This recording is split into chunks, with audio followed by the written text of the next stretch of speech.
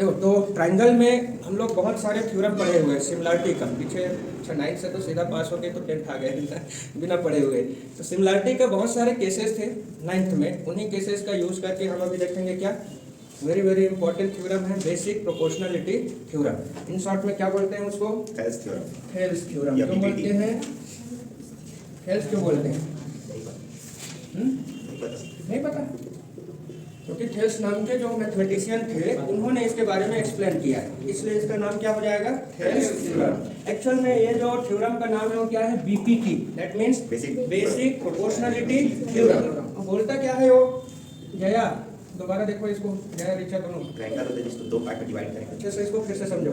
एक ट्रायंगल है अगर आपके पास ABC, ठीक है, इसमें किसी भी एक साइड के पैरेलल अगर आप लाइन ड्रॉ कर देते हो, किसी भी एक साइड के parallel, then in that case rest of the जो साइड है, बाकी जो दो साइड्स है वो एक दूसरे के इक्वल प्रोपोर्शनल में होंगे, ठीक है इक्वल नहीं होंगे, प्रोपोर्शनल में होंगे। कैसे? यही देखो, सोचो अगर ये D दे देते हैं तो लिख सकता हूँ मैं AD बाई DB, ये इक्विवेलेंट होगा किसके? AE बाई EC के, ठीक है। हम प्रूफ तो यही करेंगे। बट और देखो न्यूमेरिकल में क्या होगा आगे जब वो एक्सरसाइज में पढ़ोगे तो, अगर मैं इस साइड का हाफ वाला ले लूँ AD बाई इधर फुल लेंथ ले लेते हैं AB, ठीक है, इन दैट केस इस साइड भी आपको ऐसा ही करना पड़ेगा AE बाई AC, ये भी ट्रू है, ठीक।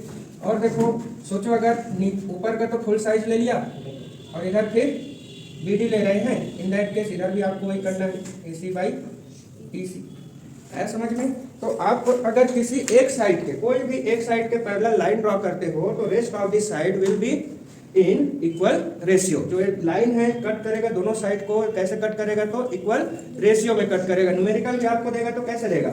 मान लो आपको इसका वैल्यू दे दिया, इसका वैल्यू दे दिया और इसका वैल्यू दे दिया, पूछेगा बताओ what will be the value of this AE, तो क्या कर देंगे? सिंपल इसको रेशियो में करेंगे और इधर भी रेशियो में करेंगे, हमारा आंसर आ गया। ऐसे ही और पूछ दिया कि मान लो इस पूरे का वैल्यू 5 है and the value of AD is 3, then what will be the value of, अच्छा इसमें भी इसका वैल्यू 4 दे दिया और पूछ रखा आपको what will be the value of AC, क्या करोगे? फिर से कौन सा यूज करेंगे इनमें से बताओ? AD by AB और AE by AD AC। By AB upon AE by AC। AC, तो इनको यूज करेंगे और उसके हिसाब से हमारे आंसर आ जाएंगे। समझ में आ रहा है? ठीक है, नेक्स्ट देखें। तो ये थ्योरम एक्चुअल में बोला क्या? थेल्स ने इन्हीं सब वैल्यूज को फाइंड करने के लिए एक सिंपल वे, हमको सिंपल पाथ प्रोवाइड किया और बोला कि if a line drawn parallel to one side of a triangle then it will cut in other two side in the equal ratio. अगर आप किसी एक साइड के पैरेलल में लाइन ड्रॉ कर रहे हो तो अदर टू साइड्स को जो ये लाइन कट करेगा उसका रेशियो कैसा रहेगा? तो इक्वल रेशियो। समझ में आया?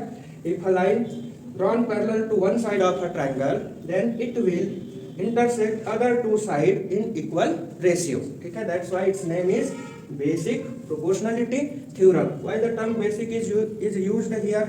basic क्यों बोले वहां पे? क्योंकि किसी भी तरह का आपका ट्रायंगल हो, किसी भी तरह का, ये रूल सब में फॉलो होता है, ठीक है। जो भी बेसिक मैथ्स पढ़ते हैं, देखे ना बचपन से जो मैथ्स सीखे हैं वो हमको लास्ट तक हर जगह यूज होना है। तो ऐसे ये थ्योरम में आपका ट्रायंगल का शेप जैसा भी हो कोई फर्क नहीं पड़ता है, ये हर जगह एप्लीकेबल है, ठीक है। तो इसलिए नाम क्या पड़ गया इसका? बेसिक प्रोपोर्शनलिटी, तो क्योंकि इक्वल रेशियो में है इसलिए प्रोपोर्शनलिटी, और थ्योरम है इसलिए थ्योरम। थेल्स क्यों नाम हुआ इसका? तो उन्होंने ही इसके बारे में डिस्क्राइब किया, that's why it's other name is Thales theorem. Exam में कैसे क्वेश्चन आएगा? जो आपको स्टेटमेंट गिवन है देखो बुक में, वो स्टेटमेंट को ही क्वेश्चन बना के देगा कि prove that if a line drawn parallel to one side of a triangle then it will intersect other two sides in equal ratio, उसी को ही क्वेश्चन बनाएगा वो, ठीक है। इसके लिए सबसे पहले क्या करेंगे, हमको देखो एक ट्रायंगल होना चाहिए हमारे पास, we should have a triangle ABC, ठीक। तो स्टार्ट कहाँ से करेंगे इसको फिर बताओ? गिवन में क्या लिखेंगे? ट्रायंगल ABC, ठीक है। और इन विच, इसमें खुद ही तो बोल दिया है कि भाई एक साइड होगा, एक लाइन होगा जो पैरेलल होगा किसके? एक साइड के। तो इन विच D जो है ना आपके पैरेलल है किसके? BC के, ये लिखना है, ठीक है। हिंदी में कैसे लिखेंगे हनीश? माना एक ट्रायंगल ABC है जिसमें D पैरेलल है किसके? BC के, ठीक। गिवन हो गया, गिवन के बाद क्या करना है बताओ? प्रूफ में जाएंगे टू प्रूफ। क्या प्रूफ करेंगे जुनायद बताओ? AD upon AD by DB equal होना चाहिए A upon BC। A upon EC। ठीक है, ये प्रूफ करना है हमको। इसके बाद देखो ध्यान देना, ये प्रूफ तो करना है, तो इतने से ही तो हमारा काम चलेगा नहीं। क्या करना पड़ेगा इसमें हमको? कंस्ट्रक्शन। अच्छा फिगर छोटा हो जाएगा क्या? थोड़ा बड़ा बनाते हैं इसको। ये दिख रहा है इधर, ये दिख रहा है ना उसमें। Yes, sir।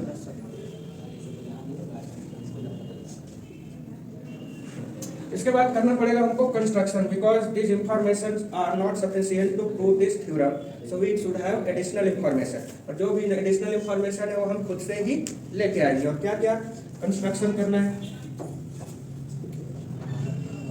तो कंस्ट्रक्शन में क्या करेंगे देखो ध्यान देना, जितने भी पॉइंट्स हैं सारे पॉइंट्स को एक दूसरे के अपोजिट से ज्वाइन कर दो। ठीक, बड़ा आसान है याद करना। सबसे पहले हम ज्वाइन कर देते हैं बी से ई को। देखो जो जो चीजें करते जा रहे हैं उन्हीं चीजों को याद भी रखना है। ज्वाइन कर रहे हैं बी से ई, फिर ज्वाइन करेंगे सी से डी। ठीक है, उसके बाद और देखो यहाँ इस जगह से यहाँ परपेंडिकुलर ड्रॉ कर देंगे और यहाँ से भी इसमें परपेंडिकुलर ड्रॉ कर देंगे। ठीक है, तो इसका नाम रख लेते हैं क्या? एन, और इधर एम। बेटा जो जो आपने किया वहाँ पे उन चीजों को यही कंस्ट्रक्शन में लिखना है। तो कैसे लिखेंगे? ड्रॉ, सॉरी पहले ज्वाइन कर लेते हैं। Join B N C D. ठीक, एंड ड्रॉ क्या क्या करें बताओ?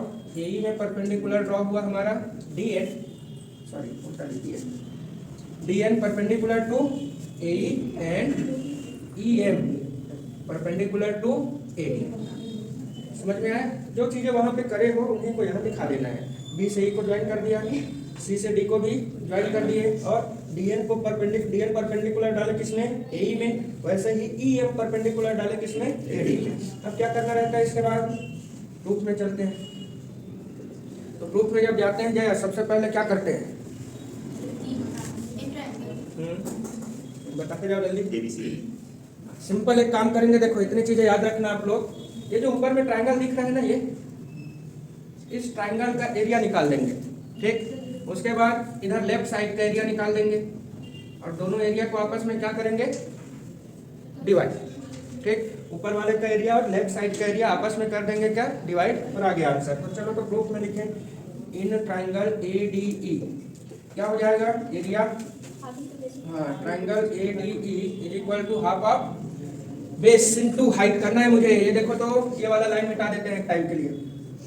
तो इस केस में अच्छा सोचो, यही ट्रायंगल अगर हमारा ऐसा होता, इसके टॉप में E है और इधर A है, इधर D है, और ये परपेंडिकुलर ऐसा M आ गया है। इतने हिस्से को ऐसे घुमा देते हैं। ठीक है, तो घुमा देंगे तो देखो EM क्या आ गया? परपेंडिकुलर, और AD क्या बन जाएगा? बेस। मुझे सर समझ आया? इसी ट्रायंगल को उठा के अगर ऐसे रख दे, खड़ी रख दे, तो ये ऐसा ही तो दिखाई देगा। तो इसलिए हमारा फॉर्मूला क्या हो जाएगा? Half of base into height. तो बताओ बेस क्या है? AD, हाइट क्या है? EM। Clear to everyone? Yes। ये दे देंगे क्वेश्चन नंबर फर्स्ट। सेम, अब क्या करें? इसको मिटा देते हैं टाइप के लिए। इस ट्रायंगल को देखो, नीचे भी एक ट्रायंगल है ना, EDB, या BDE की बात करें, इसमें भी लगा देते हैं सेम फॉर्मूला। तो ऑल्सो, अच्छा स्पेस छोटा हो जाएगा यार, ऑल्सो इन ट्रायंगल BDE, ये मिटा दूं, एरिया ऑफ ट्रायंगल BDE। बस बेटा यहीं पे आप लोग थोड़ा सा ध्यान देना, कभी आपका ट्रायंगल ऐसा हो जाए ना, कुछ ऐसा ट्रायंगल बन जाए। ठीक है, 8th क्लास में 9th क्लास में सीखते हैं इसके बारे में। बताओ कोई भी साइड ऐसा है जिसको मैं परपेंडिकुलर कंसीडर कर सकता हूँ? हाइट किसी को भी मान पाएंगे क्या इसमें? नहीं, क्योंकि कोई भी लाइन जो है एकदम ऐसे सीधा तो गया ही नहीं है। इस केस में ऐसे ट्रायंगल में आप परपेंडिकुलर करने के लिए ना क्या करते हो, यहाँ से नीचे ऐसे एक लाइन लाते हो। ठीक है, और ये वाला लाइन को ऐसे पीछे ज्वाइन कर देते हैं, तब आपका ये जो बन जाएगा इसको बोलेंगे हम क्या? हाइट बोलेंगे। समझ में आया? क्योंकि इनिशियली तो कोई भी हाइट था ही नहीं, या यही डाउट था उस दिन। ठीक है, तो समझ में आ गया, क्योंकि स्ट्रेट लाइन तो था ही नहीं उसमें हाइट वाला, तो हाइट हमको यहाँ कंसीडर करना पड़ता है। ठीक है, तो अब देखो इस केस में ये आपका B है, D है और ये E है, या इसी को मैं यहाँ लिखना चाहूँ तो कैसा हो जाएगा? ये आपका D है, ये आपका E है, और ये आपका यहाँ पे E हो जाएगा और यहाँ पे D हो जाएगा। ठीक है, अब पीछे की ओर देखो, ये बैक साइड में जो लाइन गया है, देख लो आप, ये डी जो है और बीडी जो है ये ऐसे ही थोड़ा तिरछा, एकदम वर्टिकल नहीं है, इसलिए हम इसका परपेंडिकुलर डी को कंसीडर नहीं करेंगे। यही ध्यान रखना, परपेंडिकुलर कौन होगा? ईएम। क्लियर? तो हम एम कहाँ रख देते हैं? यहाँ पे। तो इसी ट्रायंगल में आपका ईएम परपेंडिकुलर हो गया, ये भी याद रखना। लेकिन अब बेस में बीएम नहीं बोलोगे, बेस तो एक्चुअल में जो ट्रायंगल का पहले बेस था वही रहेगा। तो क्या? बीडी। आया समझ में? अक्सर यहाँ पे कंफ्यूजन होता ही है। तो आपका बेस का काम तो नो डाउट बीडी ही करेगा, बट हाइट का काम कौन करेगा? चलो लगा देते हैं। तो हाफ ऑफ बेस क्या हो गया? बीडी, और हाइट क्या हो गया? ईएम। ये हो गया equation number 2। Now divide both the equations, what we get, दोनों डिवाइड करो from equation first and second. Area of triangle ADE by area of triangle BDE is equal to half of AD into EM था upon half of BD into EM रहेगा। अच्छा, कोई बच्चा मान लो ये concept भूल गया परपेंडिकुलर वाला, सिंपल ये ध्यान रखना कि यहाँ जो आया है ना EM, वही दूसरे में भी आना चाहिए। नहीं याद आ रहा है तो जबरन लिख देना, ठीक है? कि अगर मान लो किसी कारणवश ये कॉन्सेप्ट ध्यान नहीं आ रहा है, इतना याद रखना, मुझे प्रूव क्या करना है? AD by DB। तो AD तो रहेगा पहले में, दूसरे में क्या रहेगा? BD। अब दोनों में क्या आना चाहिए? EM। ठीक है? इधर EM और EM हाफ और हाफ क्या होगा? कैंसल। तो क्या मिला? AD by triangle BDE is equal to AD by BD। अच्छा, इधर एरिया में लिखना पड़ेगा, क्योंकि इक्वेशन नंबर 3। क्या एग्जैक्टली सेम टू सेम ऐसा ही हम राइट साइड भी निकाल सकते हैं क्या? है ना? देख लो इस ट्रायंगल में, इसको मिटा देता हूँ टाइम के लिए। ऐसा गया था ना ये, और इधर से आया था ऐसा, ठीक? तो सेम टू सेम अब किसके लिए निकालेंगे? अभी निकाले राइट साइड के लिए, अब निकालेंगे लेफ्ट साइड के लिए। तो सिमिलरली आप यहाँ पे एक एक निकालते नहीं बैठे रहोगे, सिमिलरली लिख देना, और क्या हो जाएगा?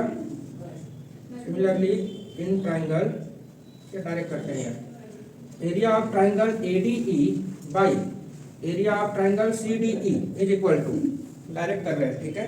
क्या मिलेगा? ऊपर वाला देखो तो half of AE into, देखो ध्यान देना, ये AE हमारा बेस बन गया, परपेंडिकुलर कौन बनेगा? DH, सॉरी, अपॉन नीचे में वैसे ही हाफ ऑफ बेस कौन बनेगा? हाँ, EC, और इनटू परपेंडिकुलर फिर से DN। तो जैसे लेफ्ट को करोगे वैसे ही राइट को करना, आसानी से आ जाता है। बहुत इजी थ्योरम है, तुरंत याद हो जाता है। तो मिला क्या? Area of triangle ADE by area of triangle CDE is equal to आ गया क्या? AE by EC। अच्छा, यहाँ लिख देंगे in triangle ADE and triangle BDE। ये हो गया इक्वेशन नंबर 4। बेटा इक्वेशन नंबर 4 और 3 को अगर ध्यान से देखो, जो मुझे यहाँ राइट साइड जो मुझे चाहिए लेफ्ट राइट में, इधर AD BD EC तो ले आया हमने, ठीक है? इसी तरीके से हमको ये लेफ्ट वाले को सेम करना है, इक्वल करना है। तो कैसे? AD इधर ऊपर में है, इसके भी न्यूमरेटर में कौन है? AD ही है। नीचे देखो इसके BD ही है, इसके नीचे क्या है? किसी तरीके से अगर आप BD को क्या बना दो या CDE को क्या बना दो, तो हमारा काम हो जाएगा। फिर क्या करें वो करने के लिए? सर वो दोनों नीचे वाले ट्रायंगल में बेस, उनका बेस सेम है। हाँ, तो वो दोनों सेम रहेंगे। सेम रहेंगे। यहाँ एक और थ्योरम आता है, शायद नेक्स्ट क्लास में है, कि दो पैरेलल साइड हो आपके पास ऐसे, ठीक है? और एक ही बेस से ना दो ट्रायंगल बन जाए, कुछ इस तरीके का। एक ही बेस से दो ट्रायंगल बनना चाहिए। कहाँ? चलो इसी में देख लो, ये हमारा एक बेस है और यहाँ BC उसके पैरेलल है, दो पैरेलल लाइन है हमारे पास इधर। अब ये देखो इसी बेस में आपका ये वाला ट्रायंगल है CDE, ठीक? और वही बेस में देखो तो ये वाला ट्रायंगल भी है BD। तो दोनों ट्रायंगल एक ही बेस में है ना, दोनों का बेस यही है D। तो ऐसे जब एक ही बेस में दो ट्रायंगल और दोनों सेम पैरेलल लाइन के बीच में हो, तो दोनों का एरिया आपस में सेम हो जाएगा। That's why area of triangle BD is equal to area of triangle CD। Clear? Yes sir. तो यहाँ एक स्टेटमेंट देना पड़ेगा, नहीं बच्चा यार, सर इरेज कर दीजिए उस ट्रायंगल को। करना ही पड़ेगा।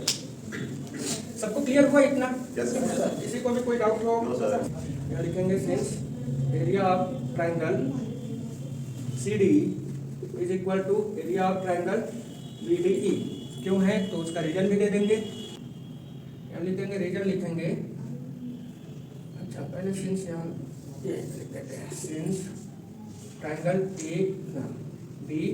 ABDE and triangle CDE both are between same parallel line